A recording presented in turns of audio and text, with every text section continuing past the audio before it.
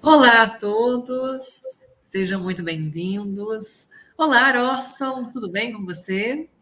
Olá, Murilo e telespectadores, que alegria estar aqui. Minha saudação de profundo reconhecimento. Essas oportunidades são muito valiosas. Meu abraço a todos.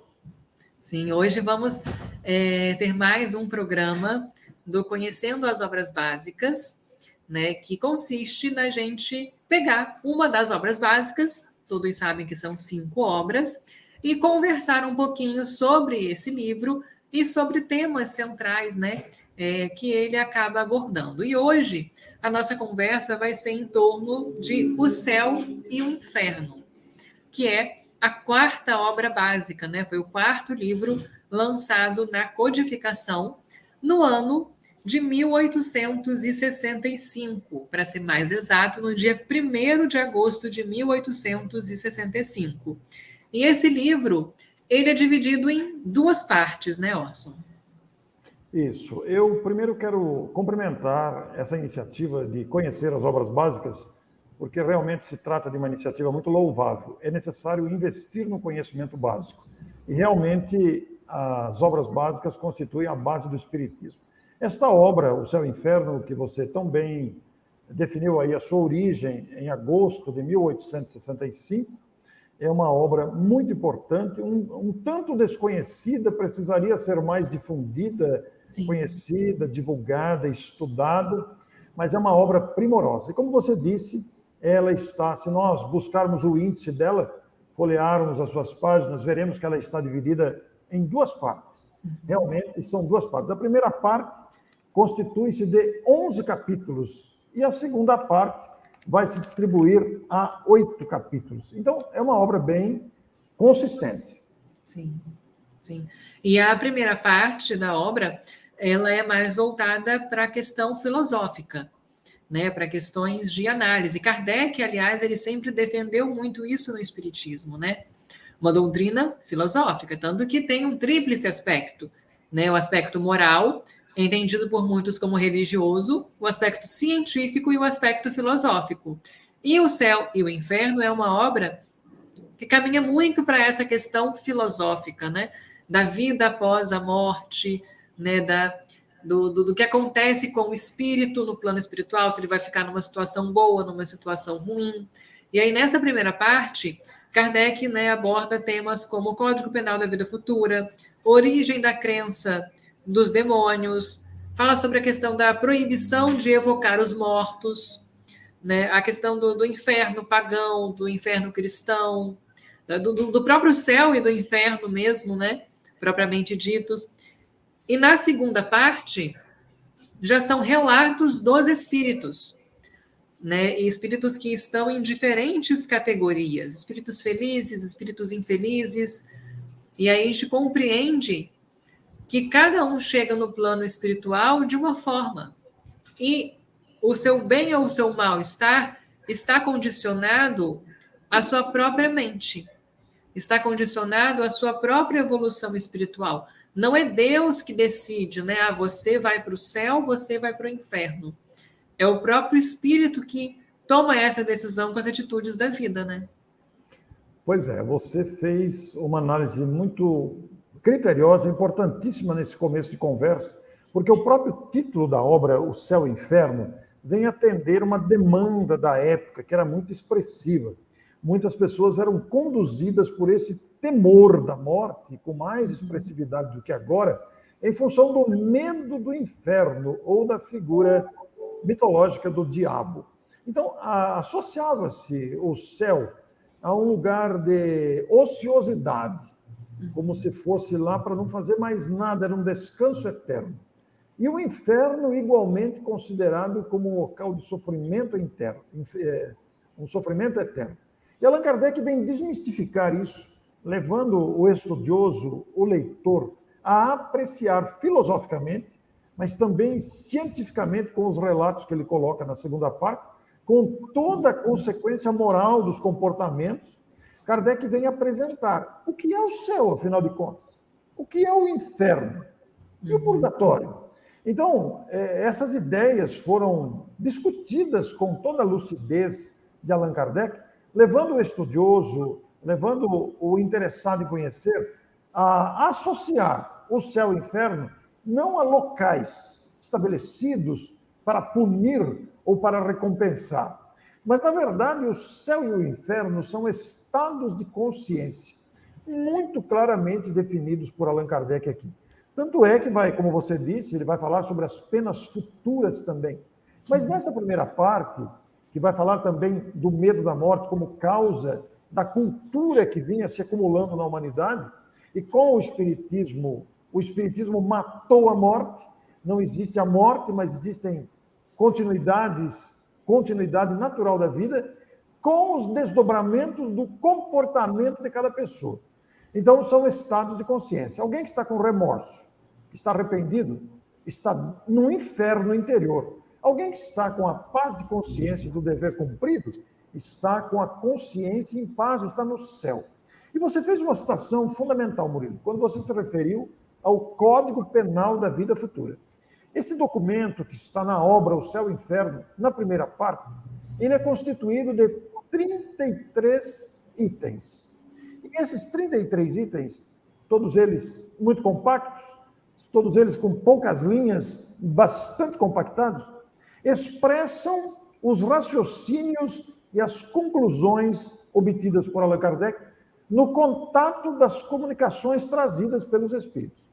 Bom, da mesma forma como temos o Código Penal, vamos dizer aqui no Brasil, que determina penalidades para quem descumpriu a lei. Por exemplo, você ultrapassa o sinal vermelho, você é multado, você recebe a multa em casa, uma multa de trânsito. Mas também existe a multa por não pagamento de um tributo no tempo certo.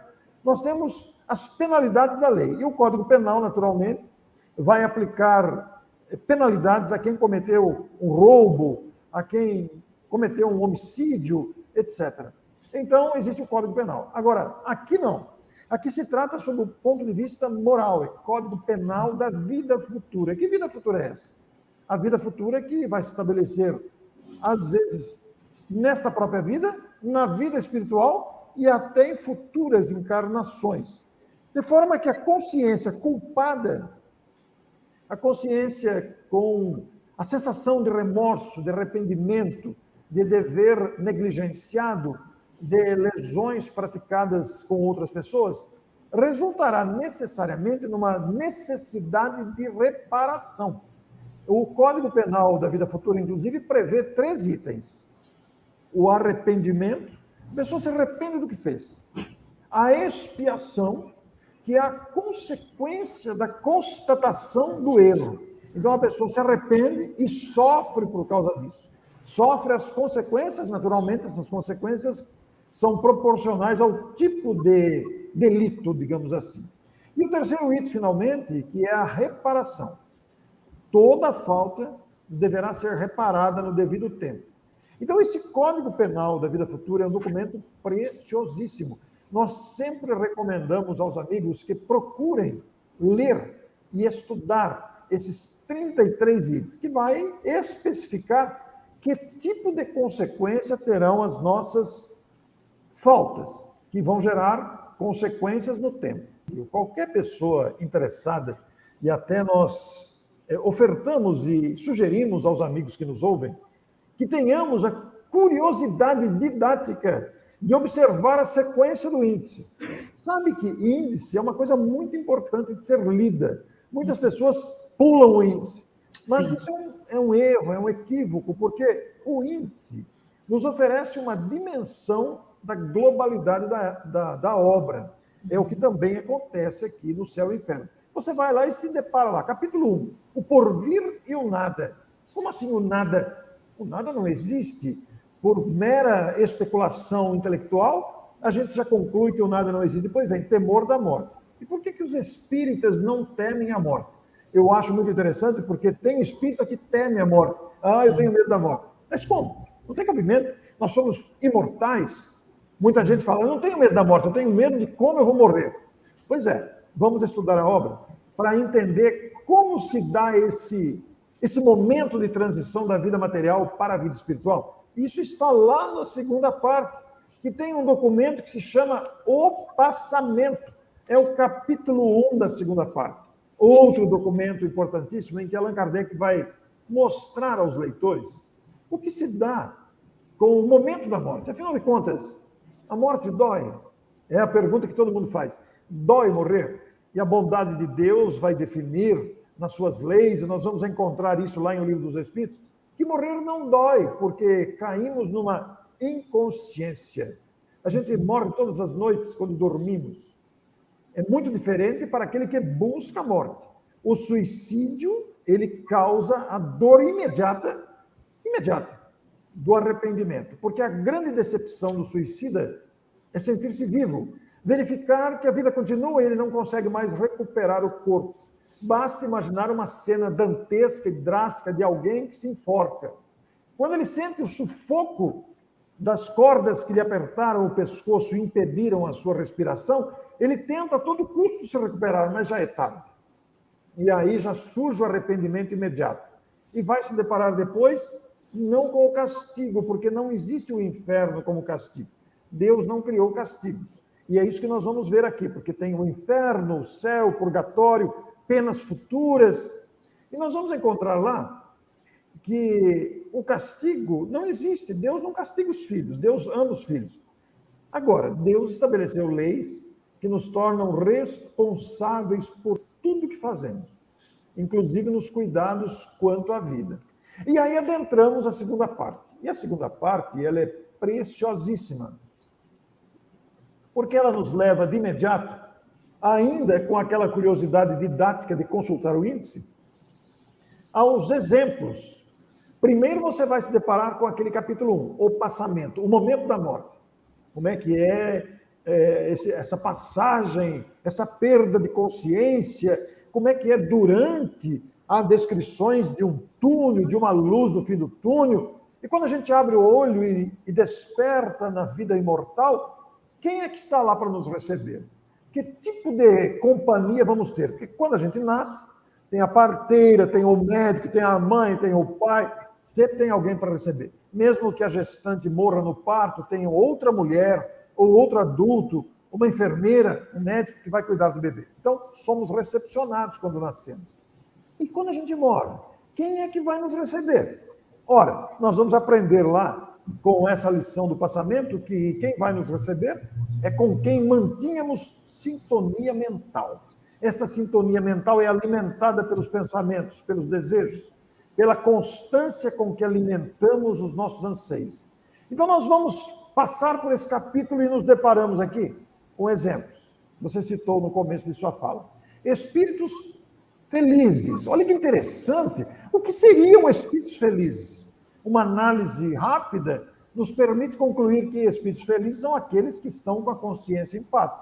Porque não tem do que se arrepender, não teme o olhar de ninguém, a sua consciência não lhes acusa, fizeram o bem, recebem o desdobramento do bem que distribuíram. Então, são espíritos felizes. Depois nós temos lá, espíritos em condições medianas. Quer dizer, eles não estão felizes ainda, mas deve ter algum registro de alguma contrariedade, alguma infelicidade. Depois vemos espíritos sofredores. E aqui cabe uma pergunta: por que os espíritos sofrem? Por que são sofredores? Aí nós vamos lá no Código Penal da Vida Futura, que nós estamos aqui, e vamos entender que o sofrimento é decorrente da consciência culpada. O sofrimento é decorrente do arrependimento, do remorso daquilo que não fizemos bem feito e até daquilo que deixamos de fazer.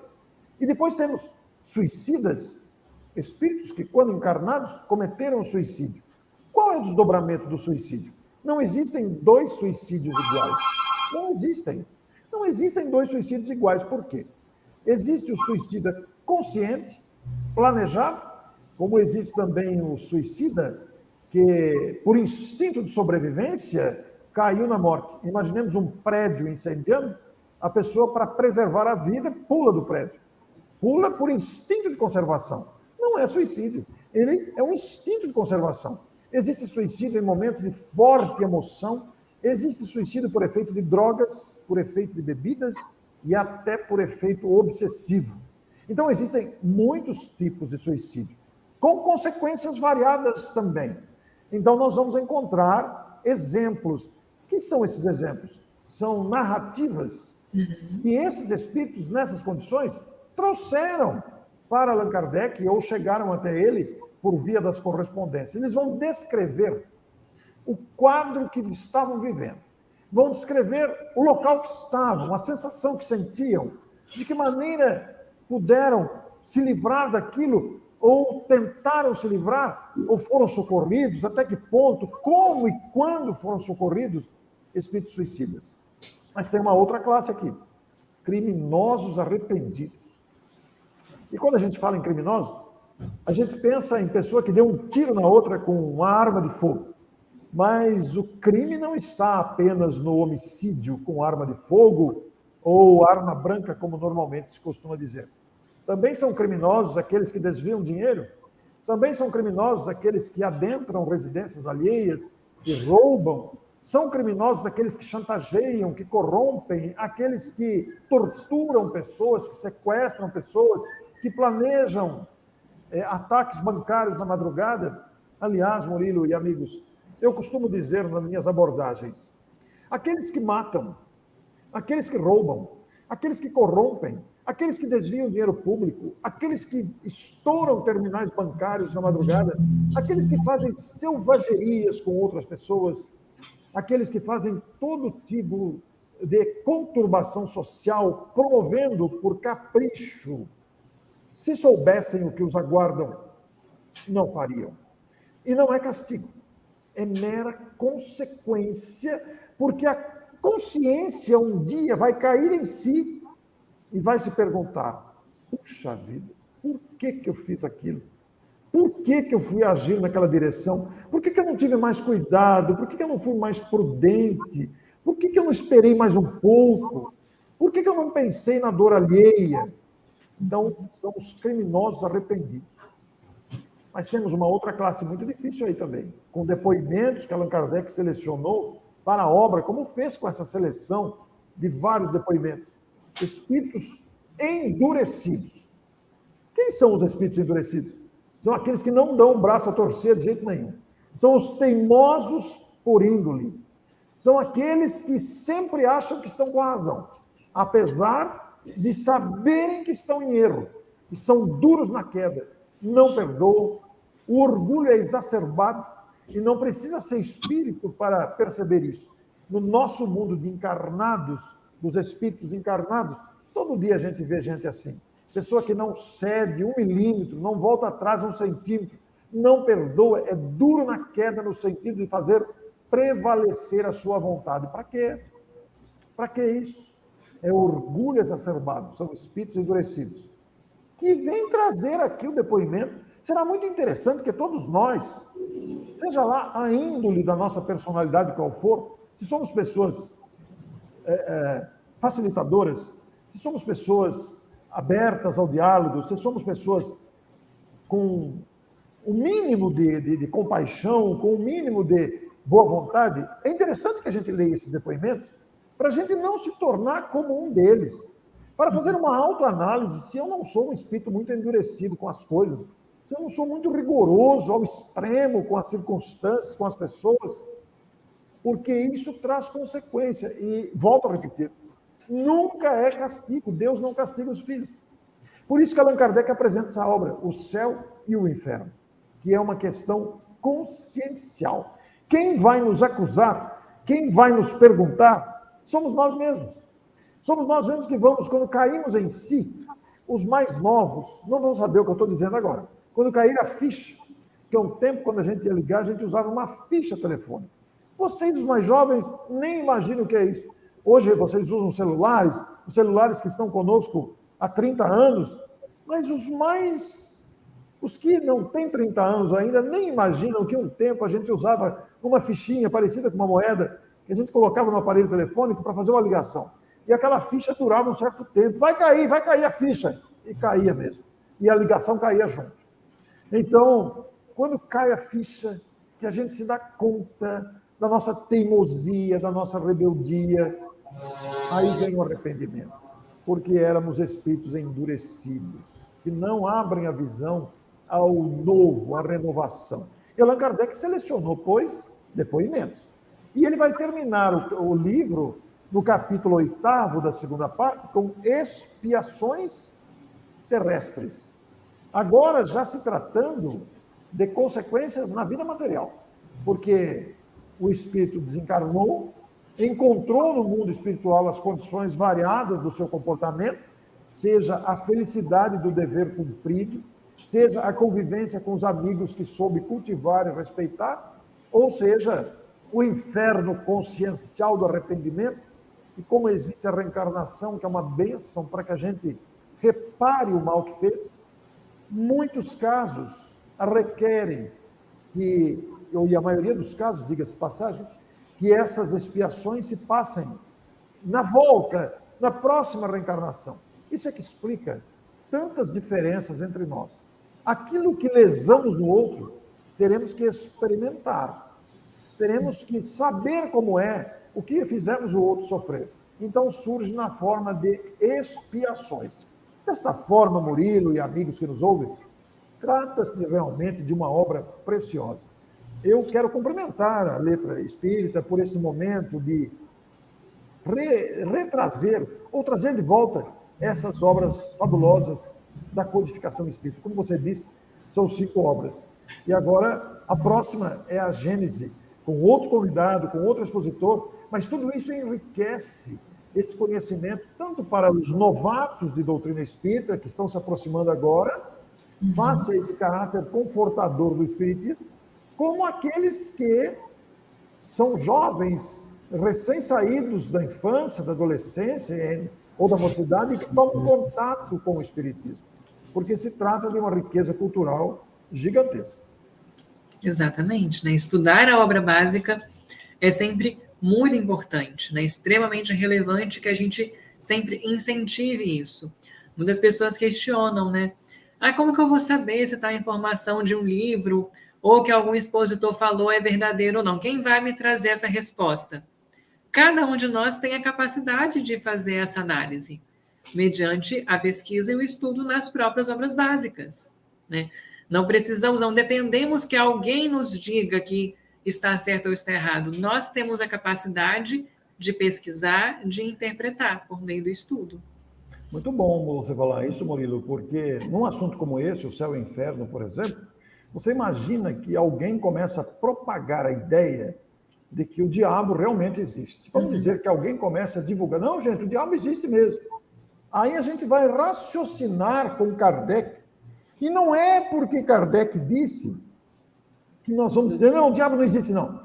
Não é porque está escrito, mas é que Kardec nos leva a raciocinar sobre a infantilidade que é dizer que o diabo existe. É uma coisa infantil, é falta de raciocinar, não tem lógica nenhuma ligar a possibilidade de Deus ter criado um ser destinado eternamente a fazer o mal. Não tem cabimento. Então a gente raciocina, como você disse, nós mesmos podemos raciocinar com o pensamento lógico de Allan Kardec.